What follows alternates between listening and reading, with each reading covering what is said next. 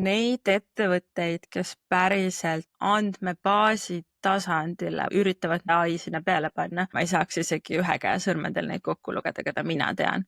Sellised ilusad visuaalsed Excelid. Esimene kvartal, kuud, jaanuar, veebruar, märts, siis sul on tühi veerg, siis sul on teine kvartal. Sul on niimoodi ilusti need kõik visuaalseks tehtud. Viskad selle kuskile AI-sse, kas või nagu LLM-i, ta ei saa mitte mõhkugi sellest aru, eks ju. Sa peaksid minema sinna, et sa astud ühe sammu tagasi, sa saad ikkagi aru, mis andmed sul äris on, eks ju. Tere tulemast kuulama saadet Laomees ja Torumees. Täna on meil külas Kerlin Tiigemäe. Kerlin on AI koolitaja ja konsultant finantsvaldkonnas, üleüldiselt finants- ja andmehalduse ekspert ja AI Powerment podcasti üks saatejuhtidest. Tere Kerlin, tere Lauri. Tere, aitäh kutsumast. Hommikust. Mul on kohe selline küsimus, et minu peas AI kasutamine seoses andmetega läheb nagu kaheks. Et üks on selline asi, kus sa suhtled AI-ga, ükskõik kui hästi või halvasti seda teed. Ja siis teine on see, et kus sa annad AI-le kas siis ligipääsuga oma andmetele või lisad ise käsitsi sinna mingeid oma isiklikke või ettevõtte andmeid ja siis AI teeb midagi nendega. Et sa oled seda hästi palju koolitanud ja seal mõlemas valdkonnas aktiivne, et kas sinu peas on samasugune mõttemudel, kas see jaotub kaheks või see jaotub kuidagi rohkemateks või teistmoodi? Ma tegelikult, vaata, sa oled andmeinimene, sa mõtled nagu selle vaatenurga pealt. Mina enamalt mõtleks ka selliselt, aga enamik ärisid ettevõtteid ei mõtle selliselt. Nemad mõtlevad eelkõige tulemuse pealt, ehk et mis ma selle AI kasutuselevõtuga saada võiksin, ehk et kas ma saangi kuidagi kulusid kokku hoida, mingit aega kokku hoida, äkki ma saan võib-olla mingisuguste masinaõppemudelitega mingit uut äri tuvastada ja hakata paremaid prognoose tegema. Ehk et ma arvan, et seal on natuke teine suund, et mina pigem jaotan ta selliselt, et on see lihtne generatiivne AI, kus sa võtad selle valmis karbi lahenduse, logid kuskile sisse, hakkad kasutama, siis sul on sellised natuke keerukamad, võib-olla ettevõtte ülesed lahendused nagu Microsofti Copilot ja siis sul on siuke väga high level tase, kus sa hakkad juba masinaõppemudeleid tegema ja mingeid siukseid eriti keerulisi lahendusi. Ja kõigi nende jaoks tegelikult sul on andmed olulised, kõige selle ülemisel tasemel, eks ju, kõige olulisem, aga alguses ka, jah, kui sa kasutad chatbotina, siis võib-olla ei ole, aga tegelikult see põhiväärtus tuleb sellest, kui sa paned sinna oma ettevõtte infot juurde ja siis sul juba tuleb mängu see andmepool. Aga see infot juurde panemine on see retrieval augmented generation on ju, et sa annad ligipääsu oma meilidele ja dokumentidele ja see tundub nagu tehniliselt suhteliselt lihtne. Ja seal on igasugu nii-öelda automaatseid ühendusvõimalusi ka. Aga päris nagu andmebaasi andmetele ligipääsu andmine tundub nagu päris suure hüppena seal. Et ma vaatan seda tehnilise poole pealt, ma olen ise neid asju mõelnud ja katsetanud, aga mis sinu kogemus selle koha pealt on? Kindlasti. Ma arvan neid ettevõtteid, kes päriselt andmebaasi tasandile või üritavad neid omavahel liidestada ja AI sinna peale panna, on võib-olla, ma ei tea, ma arvan, et ma ei saaks isegi ühe käe sõrmedel neid kokku lugeda, keda mina tean.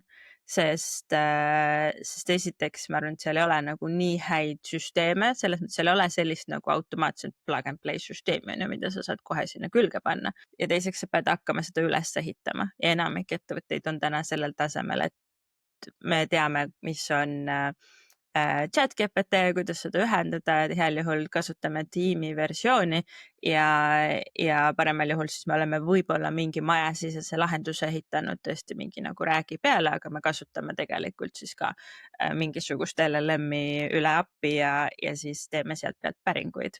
Ma arvan, et siukest, kellel on päriselt oma andmebaas seal taga, neid on väga vähe tegelikult. Kui sa koolitad neid erinevaid ettevõtteid, siis kuidas sa seda keerukust kommunikeerid? Sa mõtled andmete poolt või? Just, või selles mõttes, et see küsimus on nagu hästi lihtne, et paneme AI oma andmebaasi külge ja siis on hea. Ja see, et seda ma mõtlengi, et sa kindlasti oled nii-öelda samasuguseid küsimusi saanud.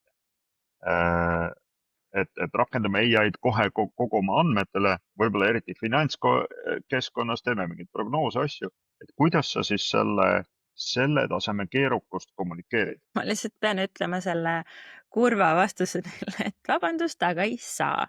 Et noh, vaata, seda on tegelikult üha rohkem, sest AI tundub selline imeasi, mis võiks kõik asjad ära teha ja eks ta on finantsis ja andmetega töötavatel inimestel eriti palju tekkinud kuidagi seda illusiooni, et kuule, tule nüüd pane mulle see AI, see müstiline AI, mis võtaks mul siit raamatupidamise tarkvarast need andmed, minu näiteks CRM-ist mingid kliendi andmed, siis ta võiks võtta veel mul need lepingud, igasugu muud andmed, panna need kokku, analüüsida need ära, leida siit pealt, mis need seosed on, siis ta võiks mulle mingi dashboard'i teha, siis ta võiks sealt pealt kokkuvõtte kirjutada, siis ta võiks selle kõigile inimestele laiali jagada.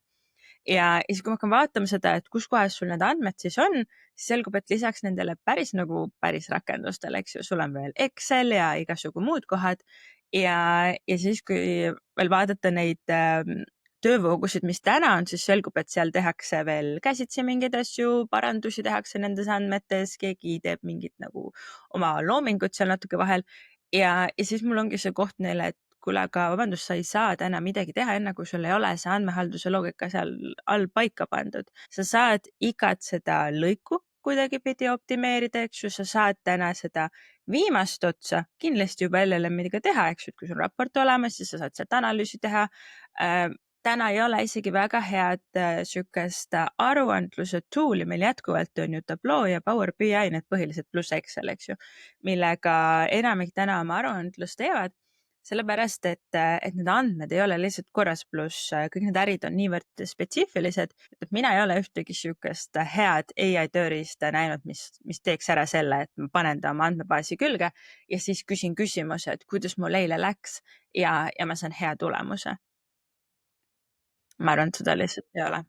Ma arvan, et ma tean vastust, aga kas see on AI võimekuse taga või nende andmehalduse ja andmekvaliteedi taga? No vaata, äge oleks, kui see oleks AI võimekuse taga, sellepärast et siis oleks ju palju lihtsam, et meil kogu aeg AI areneb edasi ja meil saavadki ime läbi tänu maagilisele AI-le kõik asjad korda, me ei pea ise seda tööd tegema. Vahemärkus, ma just lugesin äkki mõni nädal tagasi, tegelikult isegi vist nii kaua öelnud, Ethan Mollick, eks ju, üks mu lemmikutest, USA professor, kes peamiselt räägib AI-st ja tal on hästi äge uudiskiri ja viimane uudiskiri rääkiski sellest, kuidas meil on 2 tüüpi organisatsioone, ühed on need, mis on sellised, mis kõik on sassis, kõik ühtegi protsessi kirjeldatud ei ole, igaüks teeb, mis ta veidike nagu tahab, aga mis on tegelikult kokku lepitud ja organisatsioon toimib. Ja siis on teised, kes teevad kõike niimoodi paberil peal, kõik on korras, kõik toimib nii, nagu ette on nähtud, aga neid on ülivähe, eks ju, enamik kvalifitseeruvad sinna esimesse. Ja täna me olemegi selles kohas, kas AI ja need uued, kõik need reasoning, arutlusmudelid, kõik need, mis peaksid tegema seda, et ma annan talle lõppeesmärgi. Ma tahan seda raportit, otsi mulle kogu see info, tee mulle kõik see ära. Ma annan sulle igale poole õigused, eks ju, kõik konnektorid, kõik asjad on ju ka võimalik. Et kas ta päriselt on suuteline, noh, täna ei ole. Ja isegi tema, kes peaks väga hästi teadma, mis kõik tulemas on, jättis nagu selle küsimuse seal selle artikli lõpus õhku, et kas see päriselt on nii. Sest noh, mina olen kogu aeg ikkagi lähtunud sellest, et sa pead selle aluse korda tegema, ehk sa pead selle oma andmebaasid korda tegema, sa pead need andmed korda tegema ja mina olen seda kogu aeg kõigile rääkinud. Aga kui tegelikult on nagu alternatiiv see, et AI teeb seda ja ta on piisavalt võimekas, siis oleks päris äge ju. Kuidas sa aru saad, kas on korras või ei ole korras? Sellega, kas minu jaoks on, ma arvan, küsimus selles, kui automaatselt asjad liiguvad täna. Ehk et kas sa saad igapäevaselt mingi raporti või nädalaselt isegi, kas sa saad seda usaldada, kui palju seal tehakse häkki. Sest see on hämmastav, ma olen, eks ju, päris paljudes ettevõtetes käinud ja tegelikult see on hämmastav, kui palju tehakse jätkuvalt käsitööd. Me räägime sellest, et me oleme hästi digitaliseeritud, meil on ju eriti finantsraamatupidamine nagu mega digitaliseeritud Eestis. Ja sul võiks ju see aruandlus sealt pealt joosta, aga sellele vaatamata sul tehakse mingisugust käsitööd, mingeid parandusi ja noh, niikaua kui sul on see nagu käsitööline komponent seal vahel, siis sa ei pane seda AI-d sinna peale, sest sul on liiga palju lahtisi otsi. kas seal on mingi põhjus, miks seda käsitööd siis nii palju on? Oled sa näinud nagu mingi kindel muster, et ma ei tea, raamatupidamises, et miks? Tead, ma arvan, et seal on kaks poolt. Üks pool on nagu see, et me tahame hästi kuidagi nagu spetsiifilisi asju näha või me oleme kuidagi hästi kinni selles, et minu äri on mega eriline. Ma teen asju kuidagi teisiti, kui teised teevad, mis võib-olla nagu äri idee mõistes ongi, aga samas see protsess seal all võiks ju olla üsna standardne. Ja mulle tundub, et Eesti ettevõtted on natuke seda mentaliteeti, et meil tahame nagu kuidagi neid custom lahendusi rohkem kui karbitooteid. Ma ei tea, kuidas teil nagu kogemus on. Ja nii kui sa hakkad midagi ise arendama, siis sul tekib sinna neid igasugu keerukusi sisse ka andmete poole pealt ja siis iga täiendav parandus, eks ju, nõuab raha. Ja siis mul hakkab nagu natuke rahast kahju, äkki ma ei taha seekord seda arendust teha ja siis ma teen siia väikse Exceli peale. Ja siis hakkab see lumepall veerema, eks ju, ja kui sul on juba 5 Excelit, siis sul tekib see tunne, et mul on juba niikuinii nii palju neid Excelit, ma teen neid asju käsitsi edasi. Ja sealt pealt on päris raske tagasi minna. Ja ma arvan, et teise poole pealt ilmselt ongi päris palju ka, noh, meil on ju, enamik ettevõtteid on väikeettevõtted, kellel ei olegi seda ressurssi neid siukseid suuri andmebaase ja süsteeme ehitada ja neil ongi täna lihtsam, isegi kui neil on mingi CRM kuskil keskkonnas, mingid reklaamid tulevad kuskilt Google'ist, siis nad lõpuks panevad need ikkagi Excelisse kokku, sest neil ei ole ka seda teadlikkust, seda, et võib-olla täna sul on üsna lihtne väike siuke pilvelahendus üles panna endale, mis tegelikult ei maksa ka väga midagi, aga noh, sul on käed-jalad tööd täis ja siis sa ei tegele sellega. Okei, aga kuidas sa oled koolitustega tegelenud nüüd umbes 1,5 aastat? Kas on? Ja, põhimõtteliselt küll, isegi nüüd natuke rohkem, aga jah. Kas sul on tekkinud ka mingisugune ülevaade sellest, et kus maal või kas sa näed, et nagu on mingisugused erinevad, tõenäoliselt on, eks ole, erinevad astmed, kus ettevõtted on oma sellises andme ja AI kasutuses, et kas sul on sealt ka mõni näide, mis sa saaksid tuua, mis võiks olla nagu selline inspireeriv, et kus juba tegelikult ollakse väga, väga heal tasemel? No ma arvan, et üks trend, mis on selgelt näha, on see üldine AI kasutus, eks, et kui ma alustasin, ma arvan, 1,5 aastat tagasi niimoodi aktiivsemalt ka ettevõtetes käimisega, siis eks ju, ma alati alustan sellest, et kes kui palju on tehisintellekti kasutanud. Ja sel hetkel oli hästi selgelt see, et enamik tõstsid käe selles osas, et nad on kas 1 või 2 korda proovinud, aga said negatiivse kogemusega ja ei kasuta. Siis oli, ma arvan, võib-olla siuke 1/3 neid, kes ütlesid, et jaa, ma siin olen natuke midagi nagu rohkem katsetanud ja see oli tavaliselt siuke nagu 10% nendest, kes ütlesid, et jah, ma päriselt kasutan. Siis täna on üsna vastupidi. Ma arvan, 10% on neid, kes tõstavad käe, et nad tegelikult ei kasuta, ei tee midagi. Ja enamik on need, kes päriselt igapäevaselt kasutavad. Ja tänu sellele on ka kindlasti neid kasutuslugusid juurde tulnud, eks ju, et ka mina igal koolitusel, kus ma käin rääkimas, õpin tegelikult uusi neid kasutuslugusid, sest inimesed on hästi leidlikud. Ja igaüks, eks ju, vaatab enda töölauda ja nüüd ma arvan, üha rohkem hakkab ka tulema neid, kus ettevõtted on läinud Copiloti peale ja on hakanud struktureerima oma SharePointi, kus kõik nende failid, dokumendid on igasugu kirjavahetused, kohtumiste kokkuvõtted ja tänu sellele saavad nad ka sealt oluliselt rohkem efekti, ehk et mul on vaja teha mingisuguseid kokkuvõtteid, raporteid, projekti ülevaateid, mis iganes valdkonnas sa oled, eks ju, ja sa saad otsida tegelikult märksõnade järgi ja Copiloti otsing on selles mõttes ka palju paremaks läinud, eks ju, et mingi hetk tagasi esiteks ta ei saanud eesti keelestki aru ja teiseks ta oli üsna sihuke algeline. Ta on muidugi täna ka, ei ole perfektne, loomulikult hallutseerib päris palju, aga noh, see on see üks trend. Ja teine trend, mida ma näen, et tegelikult ikkagi sihuke finantsiteadlikkus kasvab, sest ma näen ka seda, kuidas ettevõtted, jällegi me rääkida veits ka turvalisusest, eks ju, panevad sinna tasuta igasugu muudesse rakendutesse oma finantsnäitajaid ja muid numbreid, aga nad juba oskavad sealt pealt teha analüüsi, nad oskavad sealt pealt teha mingisuguseid hinnanguid, kuidas neil äriliselt läheb, hästi palju küsitakse sellist nagu strateegilist vaadet sinna juurde ja ma arvan, et see on tegelikult see väärtus enamike ettevõtete jaoks. Ma arvan, et see selline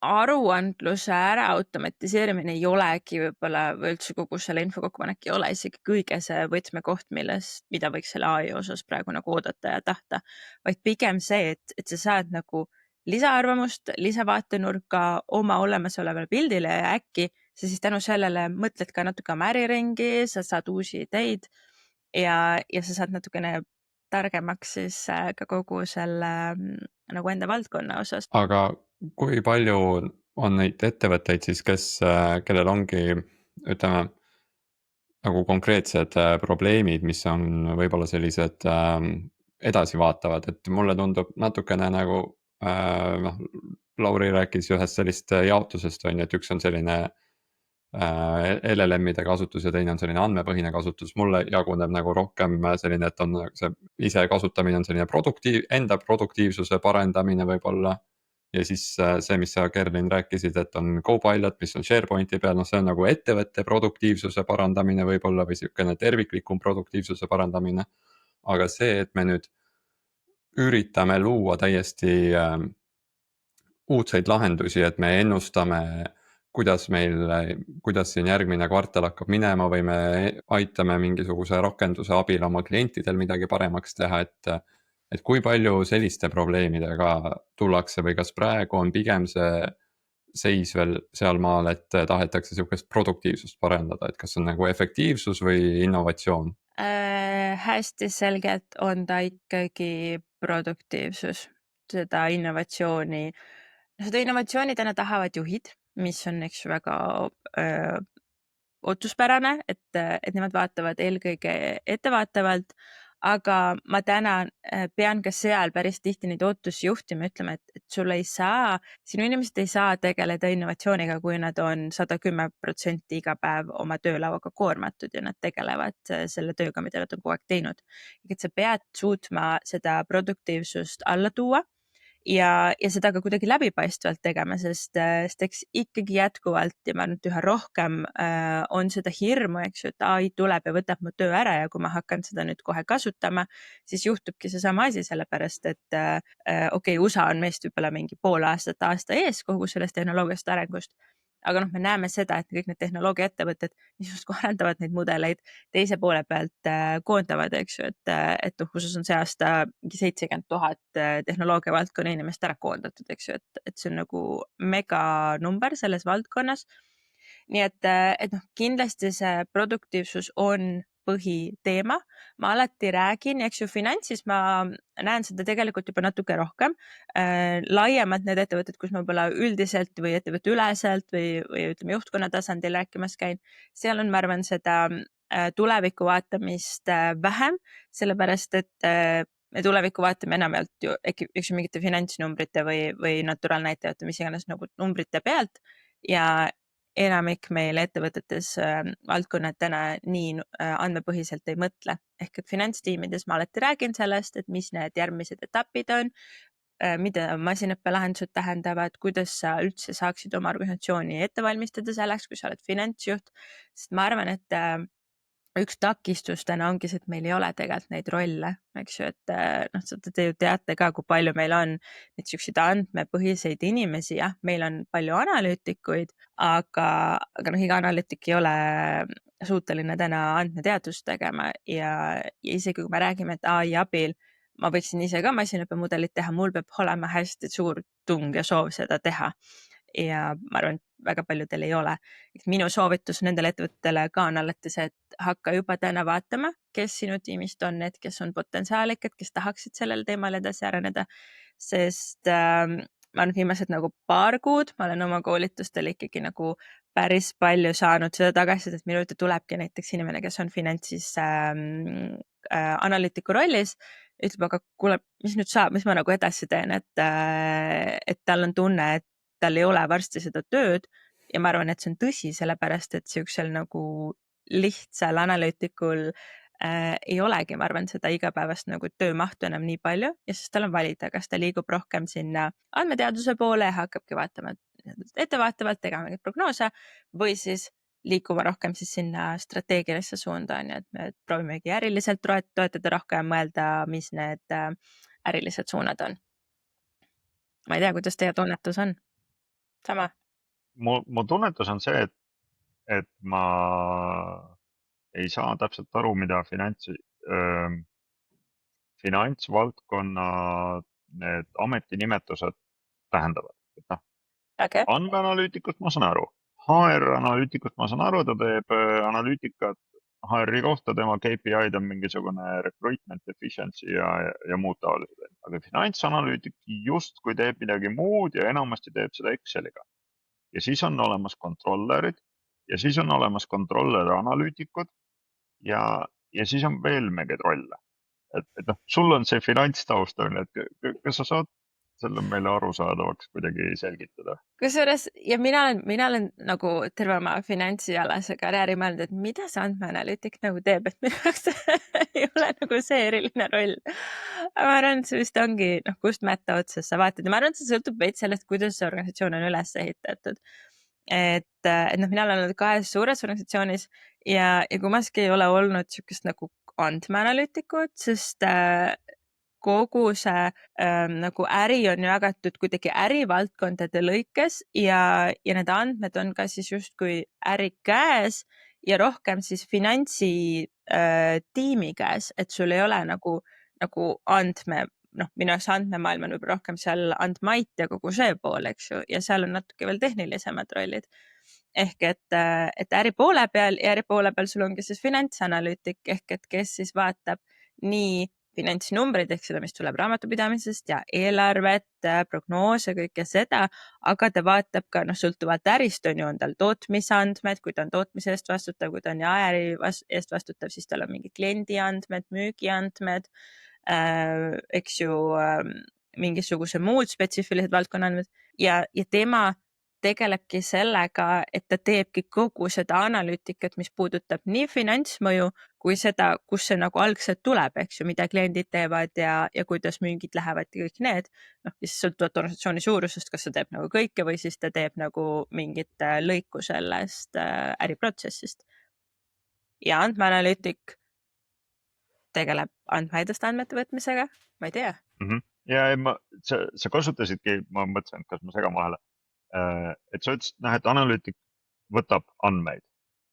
Ja noh, see on see koht, kus see kogu minu maailm on, et kuidas see analüütik neid andmeid siis nagu kätte saab, kas ta saab kuskilt otse, kas ta saab mingisuguse Exceli endale alla tõmmata või kus ta neid siis nagu kokku paneb ja noh, et kui see on nagu pudelikael, siis tuleb mängu andmeladu ja andmeinseneeria ja kogu see maailm, kus mina nagu toimetan.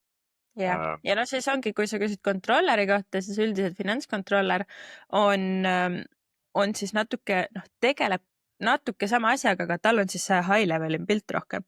Ehk et tema on üldiselt nendes suurtes organisatsioonides, kus sul ei ole igal pool finantsjuhti, tema on see, kes peaks siis nagu selle koondpildi kokku vedama, et kui analüütik võib-olla tegeleb mingisuguse investeerimisprojekti analüüsimisega või selle mõjude hindamisega, siis controller on see, kes võtab selle sisendi ja paneb selle nagu ettevõtte suurde eelarvesse ja vaatab, kuidas sellega läheb ja räägib sellest ka juhtkonnale.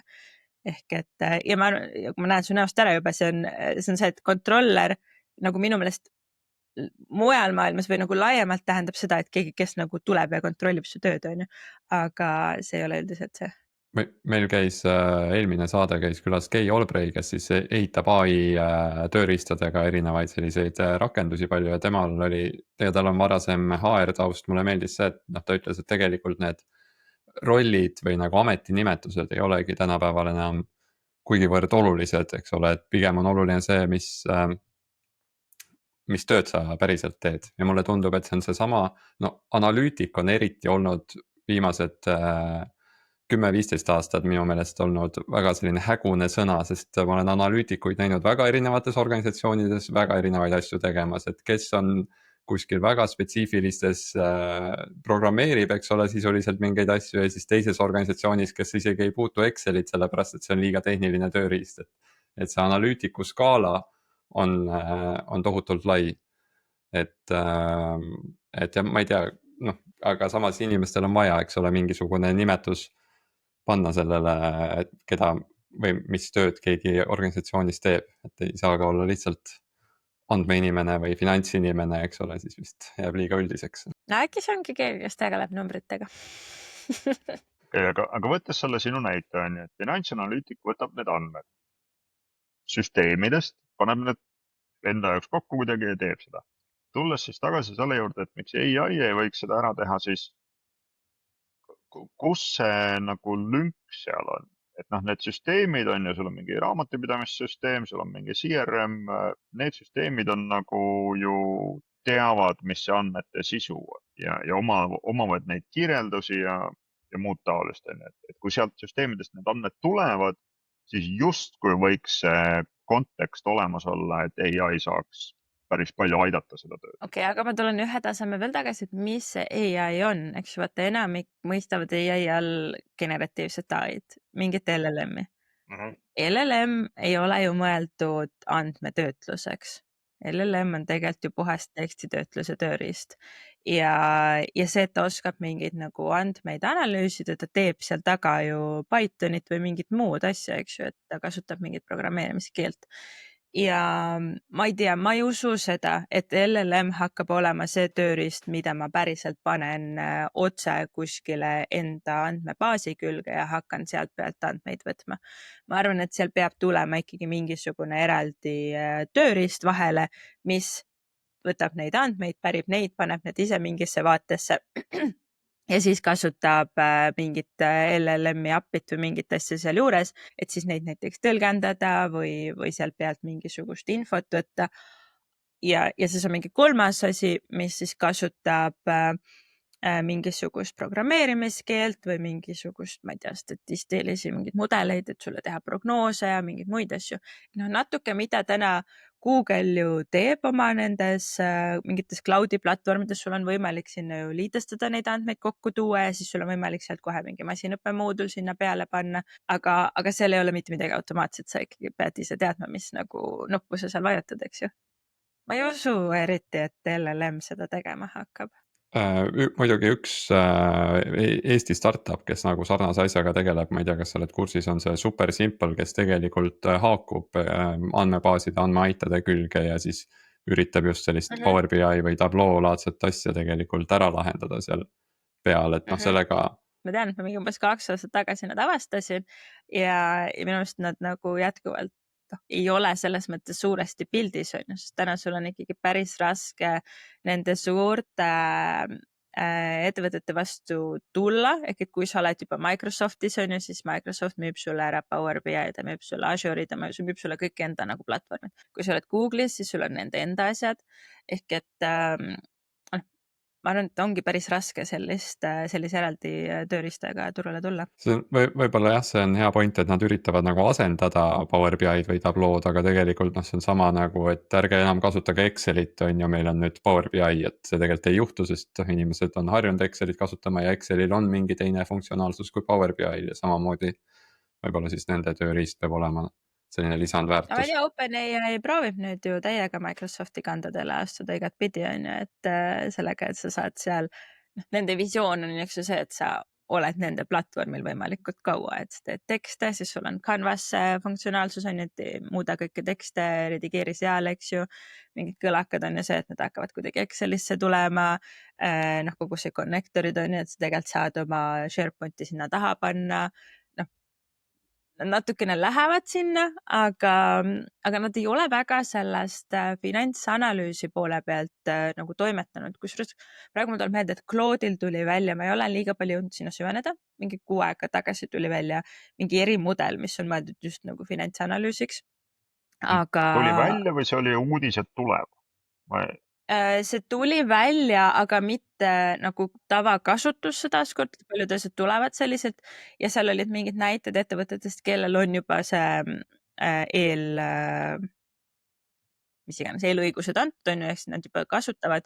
Seal olid mingisugused USA mingid finantsasutused, kes tegelikult juba nagu kasutasid just nimelt mingi prognoosimiseks ja veidikene selleks, mida me arutame praegu, aga see oli ka üsna selline veig, et sealt ei saanud väga täpselt aru, mida sa siis täpselt teha saad sellega. Ma tunnen, et nagu sa ütlesid ka, et ja nagu Kristo ütles, et analüütik on ju, et mõnes ettevõttes tähendab nagu väga erinevaid asju. Tulles tagasi selle andmehalduse juurde ja et kuidas aru saada, et on piisavalt hästi, et LLM-i oma andmetele ligi lasta või mingit muud taolist AI tööriista. Et see pilt nagu andmekasutusest ongi äärmiselt kirju.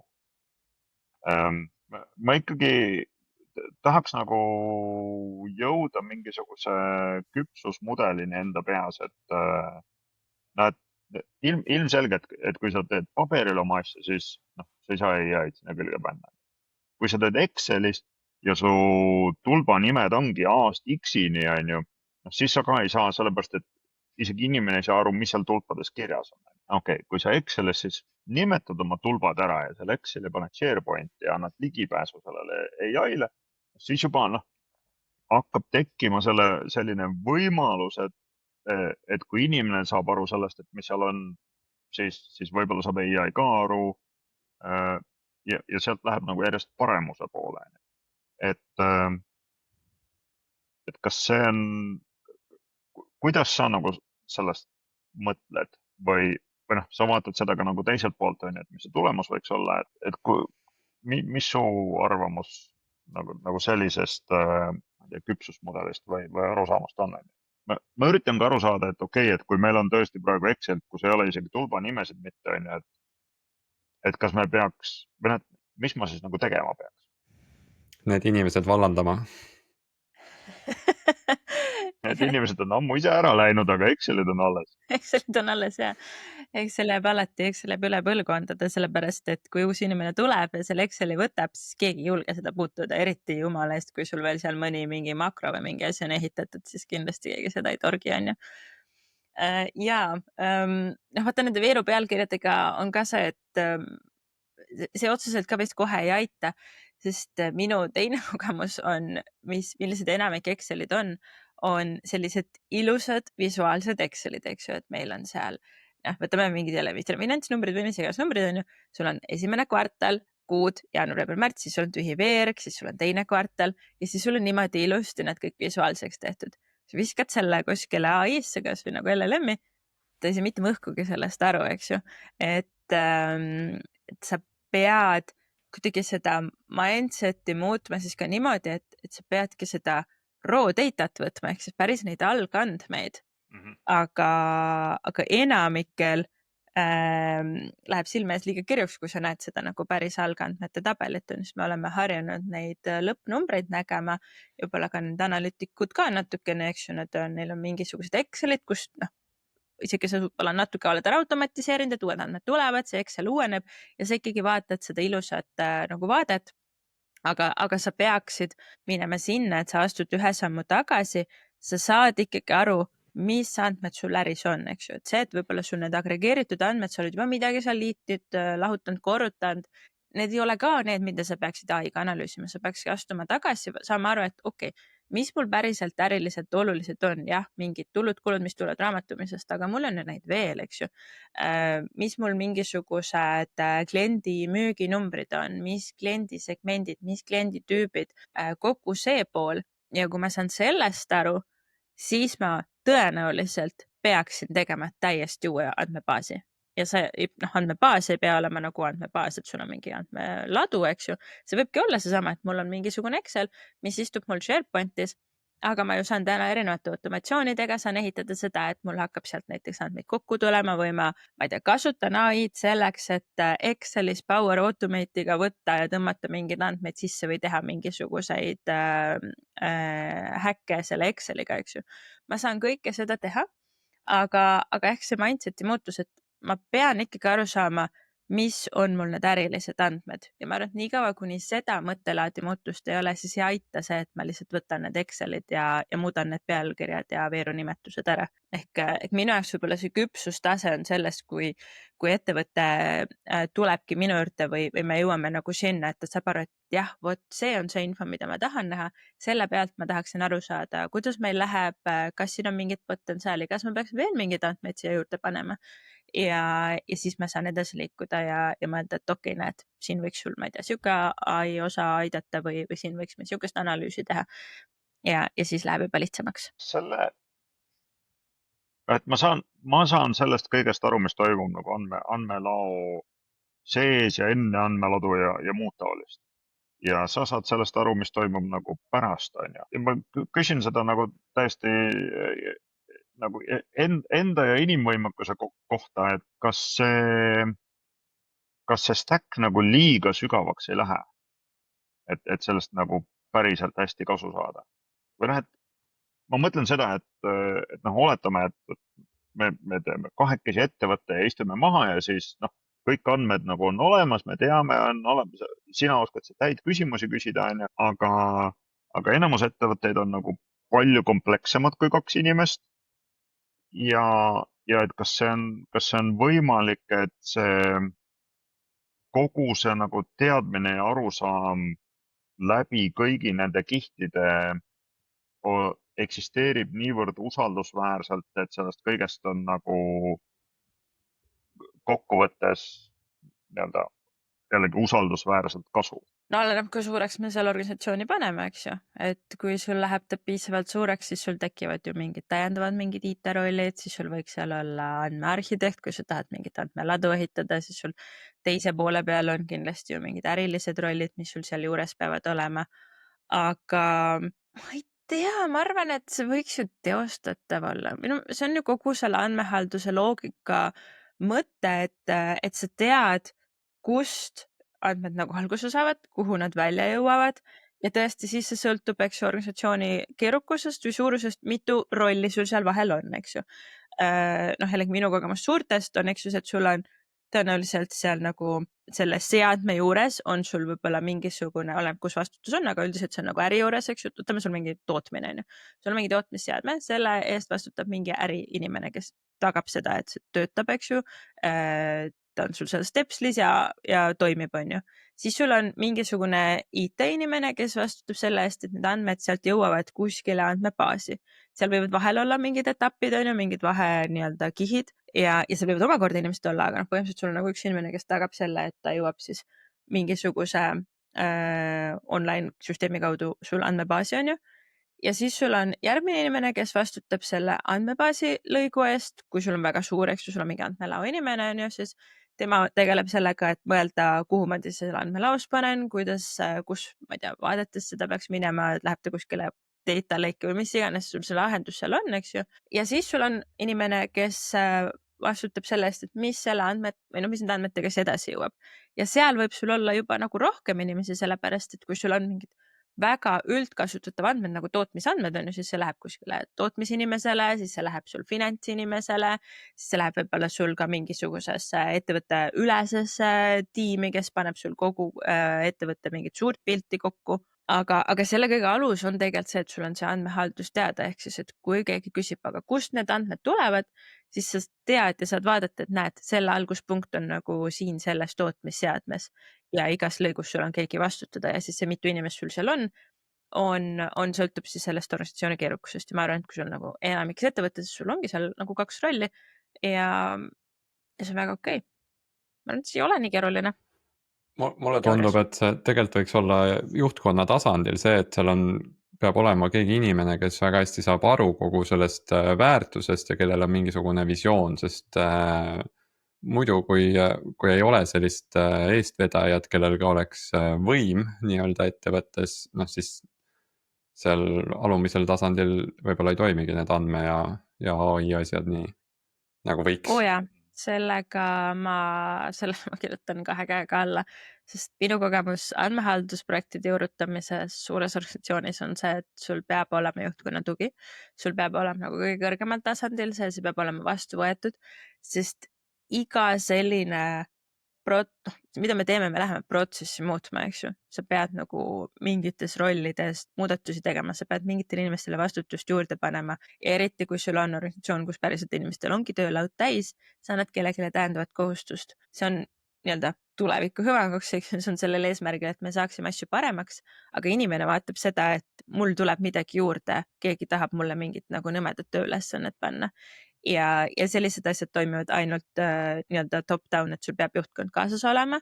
Ehk et noh, kui sul on üks ettevõte, kelle juht ütleb, et see ei ole täna meie prioriteet, siis sa ei saa sellega tegeleda ja sul ei ole mõtet ja noh, mina olengi sellised tagasisideks andnud, et siis sinu ettevõtte puhul me täna ei vaatagi üldse seda andmehaldust ja siis me ei saa ka seda aruandlust paremaks teha. Ja siis AI poole pealt kindlasti sama loogika, eks ju, et täna kõik need ettevõtted, kus AI juurutus läheb edukamalt ja kiiremini, lähevad ainult selliselt, et seal on terve juhtkond või siis keegi juhtkonnas, kes on selle vastutavaks nagu juhiks võetud või vastutavaks rolliks võetud ja tema siis ütleb, et jah, näed, meil on sellised prioriteedid, meie paneme selleks eelarve, et see ei ole ju tasuta, kõik need AI lahendused ikkagi nõuavad ju kulu ja nad on sellised, et mina finantsinimesena, eks ju, alati mõtlen selle peale, et kus see nagu tulu vastu tuleb, eks, et kus see väärtus tuleb, siis paljudel juhtudel täna see väärtus on väga selline umbmäärane, on ju, et me ei oska isegi mõõta seda. Ja kui me ei oska seda väga mõõta, siis me väga ei taha, siis me tahaks selle mõõtmise kuskile kõrvale lükata.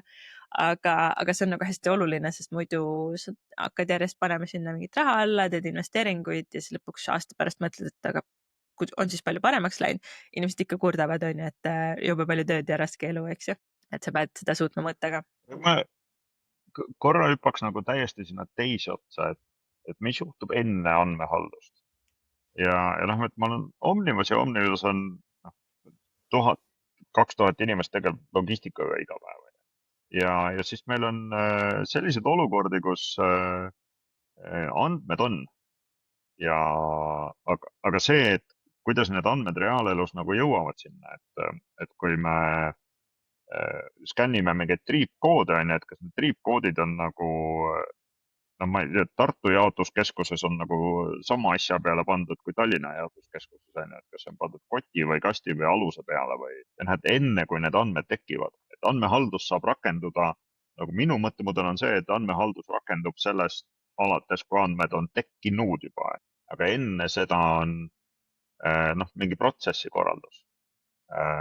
Ma tahaks küll öelda, et need on samad, et see on ikkagi andmehalduse osa on see, et või nagu okei, jah, võib-olla päris ei ole ka.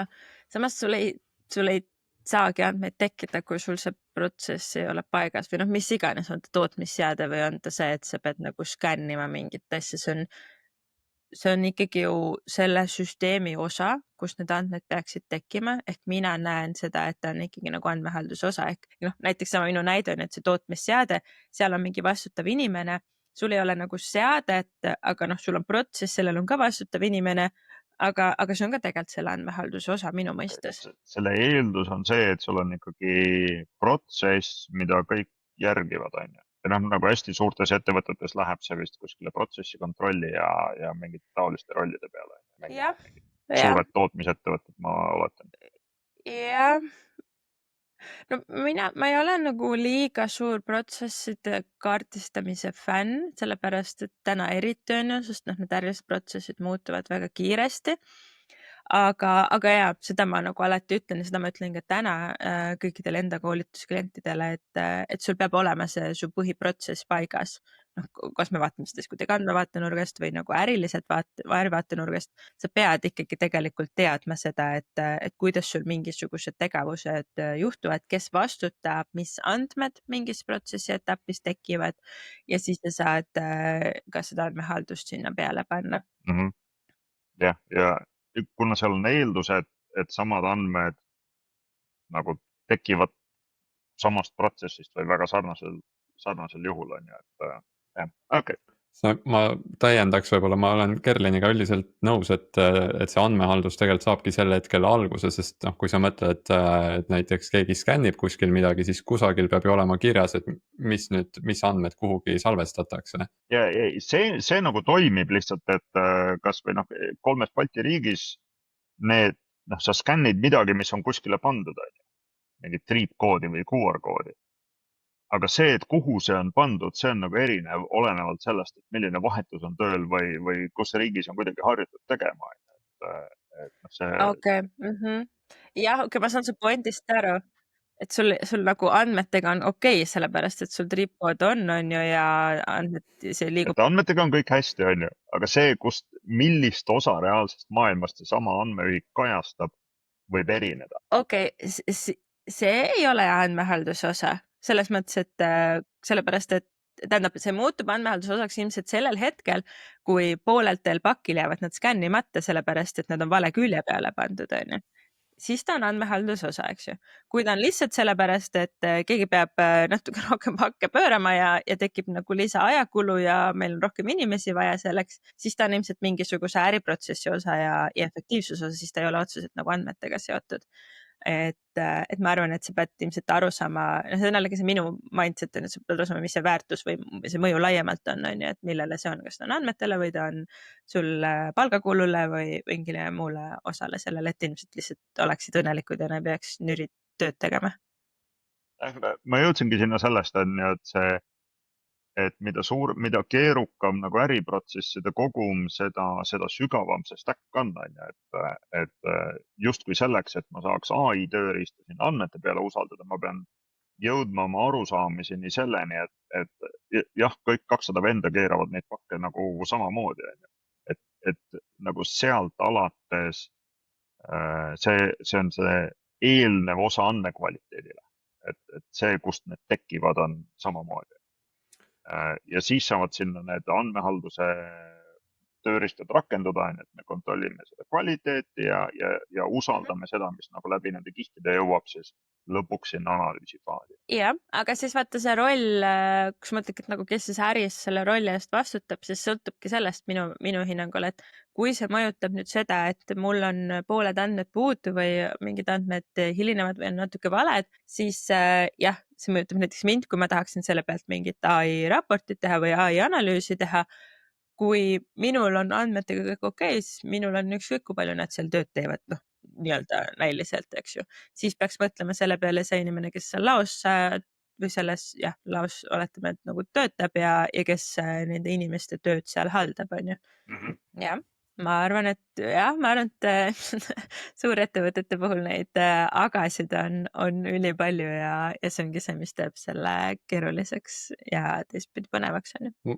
Ma küsin siia lõpupoole ühe sellise personaalse produktiivsuse küsimuse. Et AI-d kasutades ma olen avastanud, et see on väga hea, kui mul on küsimused, millest ma midagi ei tea. Et näiteks on ju looduses mingisugune putukas, et mis putukas see on, ta annab mulle vastuse. Mul on vaja, ma ei tea, auto on roostetanud, ma tahan natuke lappida seda, et mis asju mul on vaja, ta annab mulle mingi vastuse. Ma olen väga rahul sellega. Kui mul on päriselt mingid asjad, kus ma ise tunnen, et ma olen ekspert ja ma tahaksin nüüd, noh, mul on selline tunne, et ma saan temaga suhelda, ma tahaks nüüd mingisugust head vastust temalt, siis need vastused, ma ei ole üldse nendega rahul. Ja siis ma tõeliselt pettun ja tunnen, et ma ikka pean ise tohutult palju vaeva nägema selleks, et jõuda sellisesse kohta, et oleks nagu mingisugune mõistlik asi. Et kas seal on mingisuguseid nippe või mingi suund, kuhu see asi on liikumas, et või kas see on minu mingis psühholoogias või on see inimmõistuses kinni, et kuidas seda AI-d kasutada valdkondades, kus sa ise oled juba ekspert, aga et see annaks sulle piisavalt häid vastuseid ja suunda? Selle putukatega seoses ma tegin ühte koolitust raamatupidajatele ja siis seal oli üks loodushuviline raamatupidaja, kes ütles, et ta kasutab väga tihti, et ChatGPT-d selleks, et mingeid taimi asju nagu nende kohta küsida. Ja ta ütles, et umbes pooltel kordadel AI valetab, nagu hallutseneerib nende taimede nagu nimede ja kõikide nende osas. Ma olen wow, päriselt, ma ei tea midagi, mulle võiks ükskõik mida rääkida, putukatega samamoodi, eks ju. Ja see on natuke see illusioon, vaata sulle tekib, et noh, kui ma sellest ei tea, siis ma eeldan, et kõik, mis ta räägib, on nagu kuld, eks ju, aga ta tegelikult hallutseneerib samamoodi seal kui selles, kui sa nagu enda valdkonnas selle kohta küsid, eks ju. See selleks, ma arvan, et lihtsalt tuleb kriitilist meelt hoida ka seal. Mis puudutab enda produktiivsust, tead, mis mulle tundub viimasel ajal? Ma olen nüüd viimased 2 kuud üritanud oma asju ChatGPT-st üle viia Gemini'sse. Lihtsalt sellepärast, et mulle tundub, et Gemini on palju parem. Gemini uus mudel on ju topis juba tükk aega, eks ju. Ja noh, vaatame, kui GPT-5 tuleb loodetavasti kohe-kohe, eks ju, äkki siis see muutub tagasi paremaks. Ja mingid teooriad, eks ju, on ju see, et GPT mudel on praegu hästi madalaks toodud, sellepärast, et siis kui GPT-5 välja tuleb, siis kõigil on mingi vau, really cool, on ju. Ja väga hea. Aga miks ma seda ei tee nagu täismahus? Sellepärast, et ma olen 2 aastat igapäevaselt kasutanud seda, ta teab kõike minust, eks ju. Ja see mälufunktsioon on nagu paganama hea asi, eks ju. Ja tänu sellele mul ei ole vaja üldse palju konteksti pakkuda ja rääkida mingit tausta, küsides mingi küsimuse, mingisuguse mõtte, idee põrgatuse kohta. AI suudab mulle päris hästi anda nagu minu valdkonna kohta soovitusi. Ja kui ma teen sama asja Gemini's, ma pean nii palju talle seda tausta selgitama ja nii palju kõike seda kirja panema, et ma saaksin sama tulemuse. Kui ma seda teen, ma täna tunnen, et ma saan veidike kvaliteetsema tulemuse, sest Gemini on natukene parem, aga on veidike nagu laisk juba selle koha pealt, et ma ei viitsi ka seda konteksti iga kord talle nii palju sinna taustaks panna.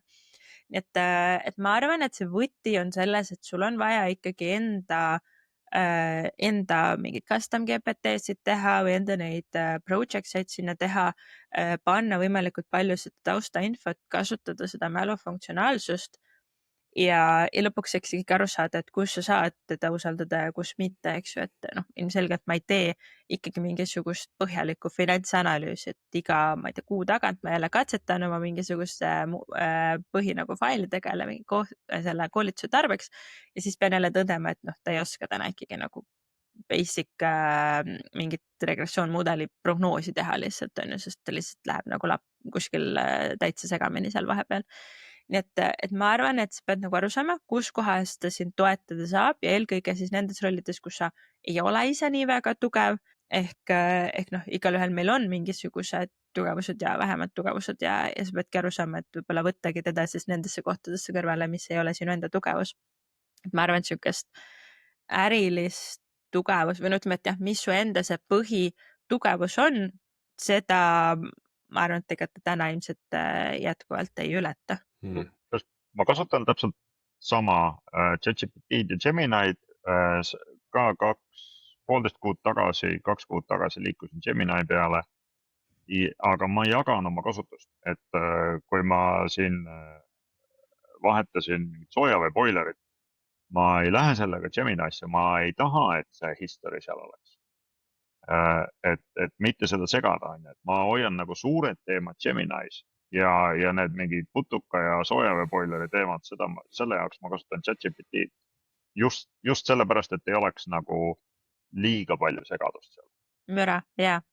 seda ma näen ka, noh, mul oli ju väga pikalt oli mälu väljas ChatGPT-s, sellepärast et kuna ma teen, eks ju, kõikide ettevõtete kohta nagu näiteid, eks ju, läbi ja iga kord ma jälle alustan, et näed, nüüd oled selle tootmisettevõtte tootmisjuht, nüüd oled selle ehitusettevõtte analüütik, eks ju, nüüd oled selle panga raamatupidaja, eks ju, siis ta oli nagu ülisegaduses kogu aeg sellest ja siuke identiteedikriis oli. Aga ma arvan, mingi viimased pool aastat mul on nagu mälu sees olnud, sellepärast et iga selle rolli andmisega ta ei salvesta seda kohe sinna mällu, eks ju, ta tahab ikkagi seda, et sa, ma ei tea, 3-5 korda nagu samat asja talle sisendiks annad ja siis ta jätab selle meelde. Nii et mulle tundub, et ja võib-olla on natuke sellest kontseptsioonist ka aru saanud, et mida nagu koolitaja tähendab, eks ju, et ma tegelengi nagu erinevate ettevõtetega. Võib-olla see on jälle mu illusioon. Ei, mul on samasugune kogemus, ma korraldan konverentsi ja siis ma suhtlen paralleelselt 10 erineva partneriga ja iga partneri puhul on mingi 4 erinevat inimest. Et siis vahepeal ongi niimoodi, et ma räägin, et ma suhtlen selle partneriga ja siis kuule, et paku mulle mingi emaili draft, on ju, ma olen selles staadiumis praegu. Ja siis on niimoodi, et see paneb sinna, et tere Kersti, on ju. See ei ole üldse nagu selle partneriga seotud inimene, et aga ma olen seda mingi 6 aega teinud nagu selles ühes chatis ja siis vahepeal ma ütlen, et miks sa ühes chatis teed seda? Nüüd ma olen hakanud rohkem tegema, sellepärast et see Gemini sees history jagamine toimib ikkagi. Aga ma alustasin seda ühes chatis, sellepärast et ma tegin seda. Okei, Geminis. Okei, ma muidu tahtsin sulle pakkuda. Mina kasutan nüüd selle tarbeks üldiselt projecteid ChatGPT sees. Geminis seda ei ole vist. Seda ei ole, jaa. Ei ole, seal on ikkagi ainult need Gemid, mis on nagu custom GPT, eks ju. Ja see project selles mõttes sellises olukorras on päris hea, et mul ongi ühe ettevõtte nii-öelda thread on ju, kus mul on kõik need vestlused ja mul ei ole otseselt nagu seda assistendi funktsionaalsust, seal nii palju vaja, mingi taust on, mingi kontekst on ja siis selle raames ma saan nagu neid asju hallata ja seal ta püsib nagu päris kenasti selle projekti piires. Sellest ma tunnen puudust praegu jah, aga veel saab hakkama. Mulle tundub, et Laumees ja Torumees peaks Kerlin Tiigemäe endale AI koolitajaks palkama, et me saaks kõvasti oma produktiivsust ja võib-olla ka muid asju paremaks. Aga tõmbame tänaseks otsad kokku. Kerlin, suur aitäh, et said meiega liituda. Sind saab jälgida LinkedInis, sa postitad aktiivselt koolitad, et kes soovib täpsemalt teada ja lisaks on siis AI Powerment podcast, kus saab kuulata ka paljusid teemasid täpsemalt, eks ole. Täpselt nii, minuga võib alati LinkedInis ühendust võtta ja alati AI teemadel räägin hea meelega. Väga tore. Suur aitäh sulle. Aitäh. Ciao. Ciao.